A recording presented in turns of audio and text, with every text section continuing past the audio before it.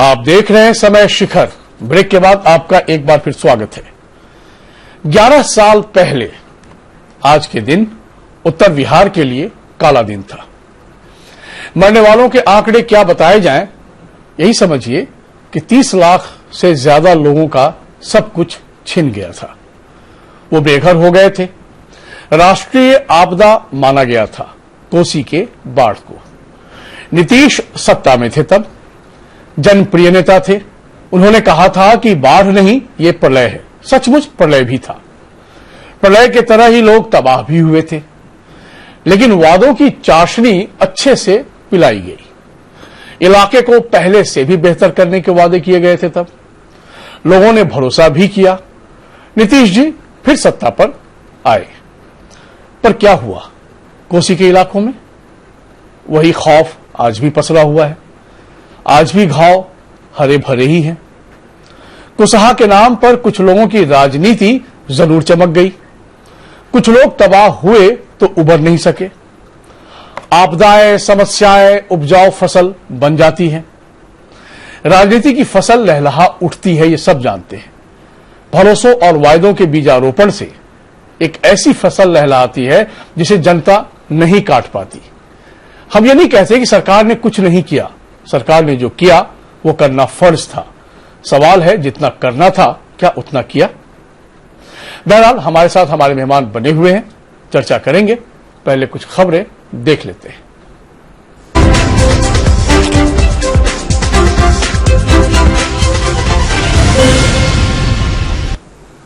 कुसहा त्रासदी के 11 साल पूरे हो गए हैं। 18 अगस्त 2008 को नेपाल के क्षेत्र से कोसी नदी ने बांध को लांघते हुए तबाही मचाई थी। इस तबाही को याद करके आज भी लोग कांप उठते हैं, रोंगटे सिहर जाते हैं। कुसहा त्रासदी को राष्ट्रीय आपदा घोषित किया गया था और बेहतर कोसी बनाने के वायदे भी किए गए थे, लेकिन ये अब तक पूरा नहीं हो पाया। इलाके के लोग अब बेहतर कोसी बनाने की बात भूलकर पुराना कोसी ही लौटाने की बात कर रहे हैं, गुहार लगा रहे हैं। वैसे इस त्रासदी के बाद कई घोषणाएं हुई, कई काम भी हुए, लेकिन बेहतर कोसी प्रबंधन और उसे बनाने का सपना अधूरा आज भी है। कोसी आज भी उजड़ी हुई है। आंकड़े बताते हैं कि जल प्रलय में 500 से अधिक लोगों को कोसी अपने साथ बहाकर ले गई थी। करीब 30 लाख से ज्यादा की आबादी बेघर हो गई थी। उस वक्त सरकार ने कई वायदे किए थे। राजनीति भी तब जमकर हुई थी। गुजरात के मुख्यमंत्री रहे नरेंद्र मोदी ने उस वक्त 10 लाख का चेक भेजा था, जिसे नीतीश कुमार ने लौटा दिया था। आज 11 साल बाद नरेंद्र मोदी प्रधानमंत्री हैं और नीतीश कुमार मुख्यमंत्री। दोनों एक साथ हो गए हैं, लेकिन कोसी के इलाके को पहले से बेहतर बनाने का वादा अब तक अधूरा है।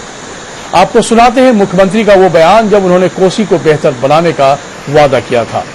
लोग कह रहे हैं हमें हमारा पुराना कोसी ही लौटा दो।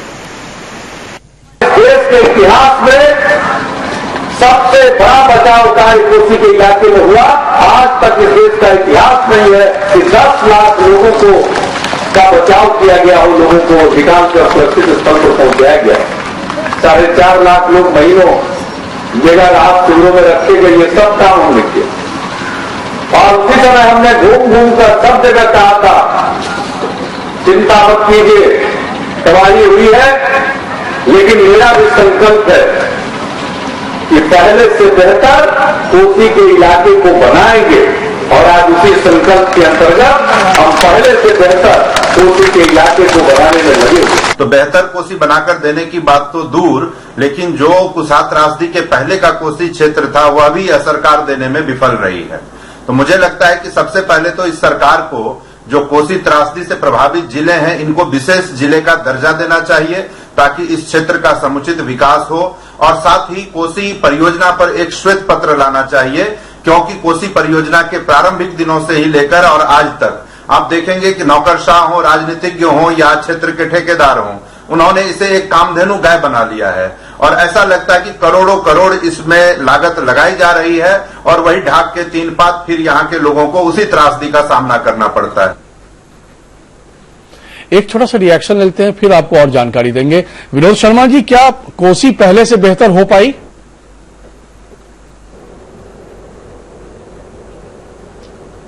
देखिए, निश्चित रूप से सरकार अभी भी प्रयासरत है कोसी को अच्छा बनाने के लिए। काम काफी हुए जैसा कि आपने भी बताया, और लगातार अभी भी अनवरत जारी है। ऐसा नहीं कि सरकार सो रही है, अभी भी काम कर रही है उसके उत्थान के लिए, उसमें मकान के लिए, और तरह तरह के वहां पर व्यवस्था की जा रही है जनता के लिए। सरकार इतना काम कर रही है साहब, आज लोग कहते हैं कि हमारी पुरानी कोसी की तस्वीर ही वापस लौटा दो। और निश्चित रूप से बाढ़ इस बार भी आया है, उसका भी असर है। तो नहीं, देखिए, वो तो संभव नहीं है क्योंकि बहुत बड़ी ताकसी थी, और संभव नहीं कि वापस कर दे कोई सरकार, लेकिन उससे व्यवस्थित करने और उसके समकक्ष है, देखिए उसका आशय समझना होगा। उसका आशय क्या था? लेगा, लेकिन हमें पुरानी कोसी लौटा दो, यानी कि जो 20 से 30 लाख के करीब लोग बेघर हुए थे, बचाया जरूर गया था, इसमें कोई दो मत नहीं। मैं स्वयं गवा रहा हूं रेस्क्यू ऑपरेशन का, मैंने स्वयं देखा है 2008 की उस त्रासदी को। मैं रेस्क्यू में स्वयं शामिल भी हुआ था। लाखों लोगों को बचाया गया, इसमें कोई दो मत नहीं। लेकिन जो बचे वो कहां गए? वापस लौट के अपने घर नहीं जा पाए साहब। ये सरकार बेहतर कोसी की बात करती है? नहीं, अभी भी उनके लिए साधन मुहैया कराए गए, पहले भी मुहैया उनको सहयोग दिया गया सरकार की ओर से उनके आवास बनाने के लिए, उनको नहीं सर, मैं सहमत नहीं हूं। व्यवसाय शुरू करने के लिए थोड़ा और इसमें आप स्टडी कर लीजिएगा कि बाहर काम करने दूसरे राज्यों में, वहां से भी लोग काफी थोड़ी और स्टडी कर लीजिएगा साहब। जो बेघर हुए लौट के अपने घर नहीं आ पाए, उन्हें पुनर्वासित नहीं किया गया, उन्हें नहीं बसाया जा सका। बहुतों का तो अता पता लाखों लोगों का नहीं चला साहब। सरकार सर ये सच है।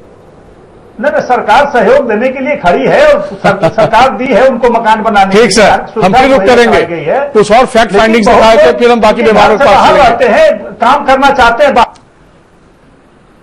कुसहा त्रासदी के 1 दशक बीतने के बाद पहले से बेहतर कोसी बनाने के सपने अब भी आधे अधूरे हैं। सरकार द्वारा भारी भरकम राशि पानी की तरह बहाए जाने के बाद भी यहां के किसान साल दर साल बाढ़ और सुखाड़ की समस्या से ग्रसित हैं। क्षेत्र में प्रवाहित नए पुराने उप नदियों पर कई स्थानों में बड़े पुल की दरकार है। पुल पुलिया के अभाव में ग्रामीण इलाके का बहुत बड़ा हिस्सा मुख्यालय से कटा हुआ है। बेघर हुए बहुत से पीड़ित परिवारों को पुनर्वास का लाभ नहीं मिल पाया। सैकड़ों किसानों को भूमि क्षति और फसल क्षति का लाभ नहीं मिलने का दुख आज भी है। कुसहा महाप्रलय में 500 से अधिक लोगों को कोसी अपने साथ बहा ले गई थी और 30 लाख से अधिक आबादी बेघर हो गई थी। मानव निर्मित त्रासदी के असली गुनहगार को सरकार आज तक नहीं खोज पाई।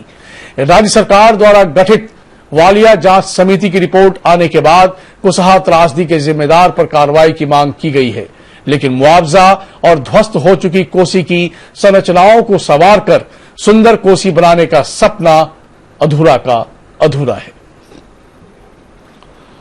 बाढ़ राहत और बचाव के नाम पर जमकर पैसे का बंदरबाट हुआ। करीब हर साल इस मद में फंड पास होता है। एस्टिमेट बनता है। सरकारी दस्तावेजों के अनुसार अगर पिछले कुछ वर्षों के दौरान कोसी परियोजना के अंतर्गत बड़े कामों का जिक्र करें तो 2 योजनाएं बनाई गईं।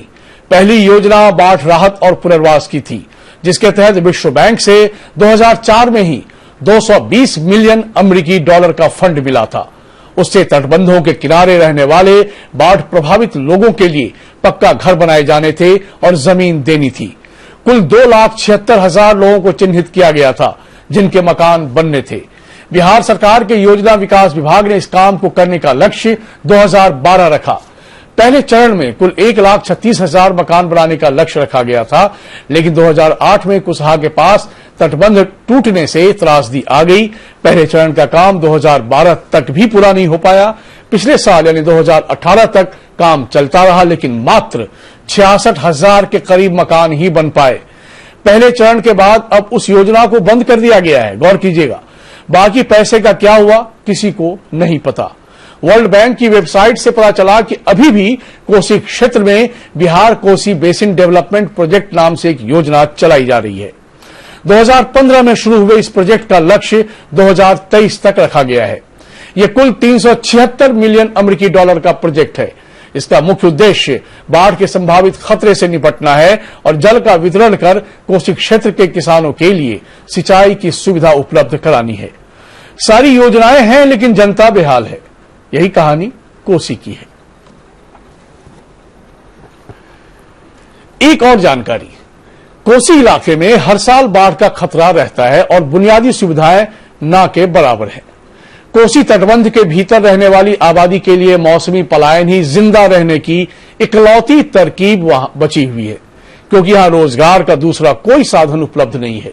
तटबंध के भीतर ऐसा शायद ही कोई घर होगा जिसका पुरुष सदस्य दूसरे राज्यों में जाकर खेती मजदूरी ना करता हो।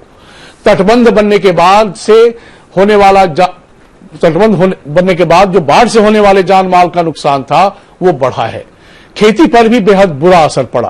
कोसी बन अपने साथ जो गाद लाती है उसमें बालू अधिक होता है, कीचड़ ज्यादा होते हैं। पहले तटबंध नहीं था तो बालू बड़े क्षेत्र में फैल जाता था, इससे खेती पर उतना बुरा असर नहीं पड़ता था। लेकिन अब हर बार कोसी तटबंध के भीतर खेत में ही बालू की मोटी परत छोड़ जाती है। थोड़ा और समझते हैं कोसी इलाके की हकीकत। वर्ष 1954 में कोसी को एक ही दिशा में बांध देने के लिए दोनों तरफ तटबंध बनाने के बाद तटबंध के भीतर रहने वाले लोगों की गरीबी, बदहाली और बर्बादी का अंतहीन किस्सा लिखा जाने लगा। 6 दशक पहले कोसी तटबंध जब बना था तब सैकड़ों गांव, हजारों एकड़ खेत और घर तटबंध के भीतर थे। उस वक्त सरकार ने तटबंध के भीतर रहने वाले लोगों को खेती के लिए जमीन तो नहीं, लेकिन जितनी जगह में उनके घर थे उतने ही क्षेत्रफल का भूखंड तटबंध के बाहर देने का वादा किया था। लेकिन इस वायदे का हश्र भी वही हुआ जो अधिकतर सरकारी वायदों का हुआ करता है। कुछ मुट्ठी भर लोगों को ही तटबंध के बाहर जमीन मिल पाई। एक बड़ी आबादी के हिस्से में थोथा आश्वासन ही आया, लिहाजा उन्हें तटबंध के भीतर ही रहने को विवश होना पड़ा। फिलहाल मधुबनी, सहरसा, दरभंगा, सुपौल समेत कई जिलों के करीब 380 गांव तटबंध के भीतर बसे हुए हैं, जहां की आबादी 10 लाख से ज्यादा होगी। ये गांव हालांकि तटबंध बन जाने से पहले भी कोसी का गुस्सा झेलते थे, लेकिन तब इसका रूप इतना क्रूर नहीं था। तटबंध बन जाने के बाद कोसी में जब भी बाढ़ आती है अपने साथ भीषण तबाही लाती है। तटबंध के भीतर कोई भी रहना नहीं चाहता, क्योंकि बाढ़ यहां की स्वाभाविक कहानी है।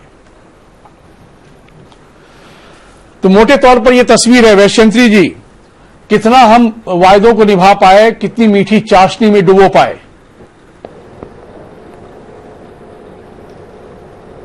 थोड़ा समय दीजिए तो हम कोसी के बारे में बताएंगे प्लीज, क्योंकि हम ऊंची इलाके से आते हैं जी। और जिस दिन कोसी को बांध करके वो बराज में लाया गया था उस दिन मैं वहां था। कोसी बनाने की, कोसी आप जानते हैं कि बिहार की शोक नदी कहलाती थी और कोसी का जो चलन था, टहलने का रास्ता था, वो प्राण से बलान था। इधर पूरब में प्राण नदी है और पश्चिम में बलान नदी, तो ये बीच में कोसी टहलती थी। और जब भारत स्वतंत्र हुआ तो कोसी को एक बांध के रूप में, एक अंदर में लाने का, सिमटने का एक प्लान बना, जो आज आप देख रहे हैं तटबंध, पूर्वी तटबंध और पश्चिमी तटबंध। लेकिन जो उस समय का प्लानिंग बना था उसकी ओर मैं जरा आपको ध्यान खींचना चाहूंगा कि कोसी नदी जो पहाड़ से आती है, हिमालय पहाड़ से, उसकी रफ्तार बहुत तेज होती है और अपने साथ इंजीनियर का वो रिपोर्ट है, अगर आपको निकाल के देखना चाहें वो रिपोर्ट भी देख सकते हैं कि ये बांध तो बन रहा है, लेकिन इसके साथ जो त्रासदी आने वाली है उसको आपको रोकना पड़ेगा। ये तभी आगाह कर दिया गया था सरकार को। और वो जो गाद आता है कस के, बालू जिसको बोलते हैं, वो था कि हर साल उस गाद को नहीं निकाला गया तो ये बहुत भयंकर रूप ले सकता है। और ये जानते हुए भी सरकार, तत्कालीन सरकार हो या अभी की सरकार हो, कि उसको इस त्रासदी को नहीं रोका जा सकता है जब तक नदी की गाद नहीं साफ की जा सकती। और ये गाद हर साल आती है पहाड़ पर और वो जमा होता है, और वो जमा होते होते होते जो आपने कहा कि कुशहा तटबंध टूटा, हम लोग का घर वहां है। और आपके जो अभी हमारे आदरणीय डॉक्टर जगन्नाथ मिश्र जी का देहांत हुआ, उसके गांव के बगल में हम लोग आगे रहते हैं, उनके घर के लोग भी उस समय लाइन में खड़े थे जी, वो खिचड़ी खाने के लिए। त्रासदी थी, बिल्कुल इतनी भयंकर त्रासदी हम लोगों ने आंख से देखा है। और सरकार के पास आपने कहा कि गुजरात से भी पैसा आया, गुजरात से ही नहीं आया बल्कि विश्व स्तर से जो उसकी त्रासदी हुई थी, विश्व स्तर से पैसा आया था बिहार सरकार को। और हमको लगता है, हम लोग को जानकारी है, इतनी पैसा आया था कि अगर चाहता तो प्रत्येक व्यक्ति का वहां का एक सुंदर घर बना के दिया जा सकता था और वो गाज की सफाई हो जा सकती थी। लेकिन न तो गाज की सफाई हुई आज तक और न मकान बन सका, प्लान बनता रहा। और अब तो ये हम लोग को मजबूर हो गए इस उम्र में जानने के लिए, ये कोसी कुछ लोगों को धन कमाने का रास्ता हो गया है, ये घोटाला है कोसी। बिल्कुल सर, बड़ा सवाल है ये, के अंदर मैं समझ गया कोसी बांध जो बना वो कुछ लोगों का रोजगार बन गया। मैं आपको रोक रहा हूं। और ये जब तक रोजगार बनता रहेगा तब तक कोसी की त्रासदी दूर नहीं होगी। इस पर बहुत उच्च स्तरीय जांच होनी चाहिए और उसकी जब गाज निकालने की ये योजना तुरंत बननी चाहिए। मैं रोक रहा हूं, रुक जाइएगा आप। तो क्या मैं समझ गया सर, समय की पाबंदी में आपको रोक रहा हूं। कोसी तटबंध ठीक, कभी सुरक्षित नहीं हो सकता है। तो मुकेश जी, क्या माना जाए कि बिहार में बाढ़ एक घोटाला है?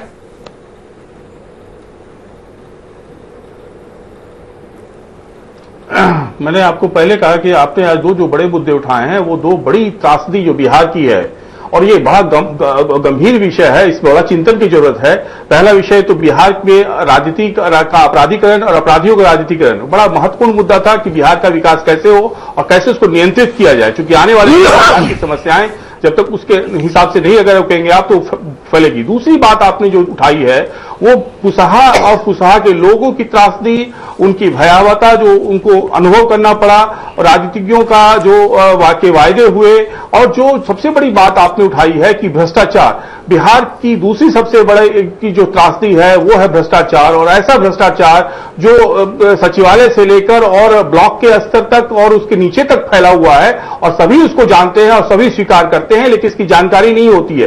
कोई बड़ी त्रासदी, कोई बड़ी घटना, बड़ी कोई भयावहता उस बात को इस सामने में लाती है कि समाज उसको देख सके, देश उसको देख सके, और हमारे जो सुलझे हुए जो पत्रकार हैं उसको जनता के सामने ला सके। कुसहा बांध और कुसहा की त्रासदी, कोसी की वो भयावहता जो 11 साल पहले आई थी, मुख्यमंत्री जी का बयान था कि हम नए कोसी का निर्माण करेंगे। 11 साल बाद आपने जो चित्रण किया है, कोसी का नवनिर्माण नहीं हो सका, इस बात को सभी अब स्वीकार कर रहे हैं। दूसरी बात आपने जो अपने आंकड़ों में दिखाया है कि वर्ल्ड बैंक के से जो आए हुए पैसे का जिस ढंग से दुरुपयोग हुआ, जिस ढंग से भ्रष्टाचार हुआ, जिस ढंग से पैसे निकले, तो कहीं न कहीं लोगों को जो वहां जो आम आदमी था जो तटबंध के अंदर रह रहा था, जिसका आप जिक्र कर रहे थे, वो कहां गुम हो गए, उनको क्यों नहीं पैसा मिला, उनके मकान क्यों नहीं बने।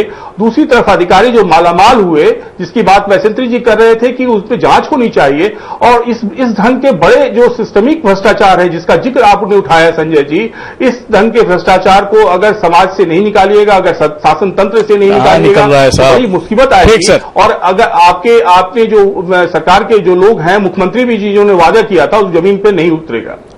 संजय जी, बहुत संक्षेप में, क्या उद्देश्य जो मकसद था हमारा वो पूरा हो पाया?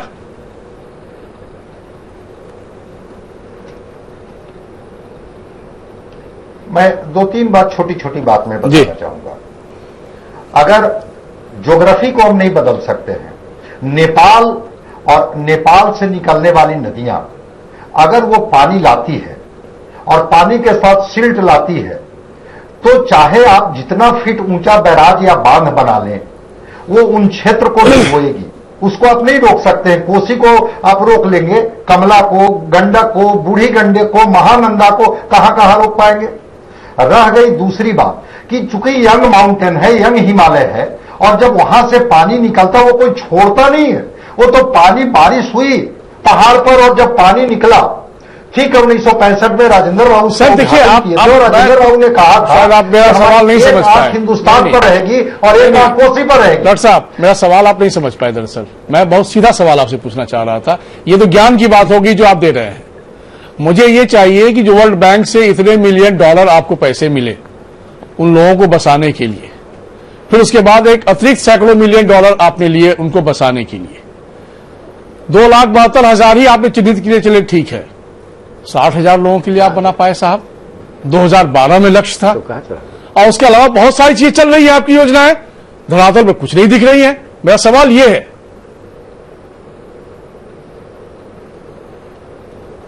नहीं, बहुत अच्छा सवाल है। चीजें भ्रष्टाचार की भेंट चढ़ गई बस। और यही नीतीश कुमार जो वह कहते थे कि कोसी को बदल करके दिखाएंगे, अगर ये कह रहे थे कि बदल करके दिखाएंगे तो वो कोसी का जो इलाका सहरसा, सुपौल, मधेपुरा, मधुबनी, दरभंगा का इलाका था, जिसकी पेट में बालू भर दिया गया था और वो बालू ड्रेनेज तक नहीं करवा पाए, उन किसानों का क्या हुआ? वो जो पुनर्वास की बात कर रहे हैं कि केवल 66,000 मकान ही क्यों बन पाए, बाकी मकान भ्रष्टाचार की भेंट चढ़ गई, वो क्यों नहीं हुआ? वो जो तटबंध के बीच में रहने के लिए लोग अभिशप्त हैं। चंद्र जी माफी चाहूंगा, समय की पाबंदी मुझे यहीं पर संपन्न करना पड़ेगा। तो ये सवाल बहुत ही ठीक, माफी चाहूंगा डॉक्टर साहब, मुझे रोकना पड़ेगा क्योंकि गंभीर विषय है। आधा घंटा बहुत कम पड़ गया इसके लिए। हम फिर इसको आगे और भी नई जानकारी के साथ चर्चा को आगे बढ़ाएंगे, लेकिन सरकार के लिए, सरकार के संज्ञान में ये बात हम जरूर देना चाहते हैं कि कृपया देखिए, प्रमाण कुछ और कहता है, धरातल में बातें कुछ और है और कागज में क्या क्या है, और फिर उन वायदों का हम क्या करें जिस पर भरोसा करके हम आपके भरोसे चलते हैं। आगे यदि वायदे पूरे नहीं होंगे तो उन बयानों को हम कितना सम्मान दे पाए। बहुत धन्यवाद विनोद जी आपका, बहुत धन्यवाद वैश्वंतरी जी आपका, बहुत धन्यवाद मुकेश जी आपका, बहुत धन्यवाद संजय जी आपका। डेवलपमेंट हो बहुत जरूरी है, लेकिन जब आप राज्य के मुखिया होते हैं और आप जब एक बात कहते हैं तो उसे बड़ी गंभीरता से हम सब लेते हैं। कहां जाकर उदासीनता आ जाती है, कहां जाकर मिजाज बदल जाता है, इस पर जरूर गौर करने की आवश्यकता है। राजनीति आगे बढ़ने के लिए जरूर है, लेकिन तब है जब राज्य आगे बढ़े। यदि राजनीति आगे बढ़ गई और राज्य पीछे रह गया तो मतलब नहीं है ऐसी राजनीति का। नमस्कार।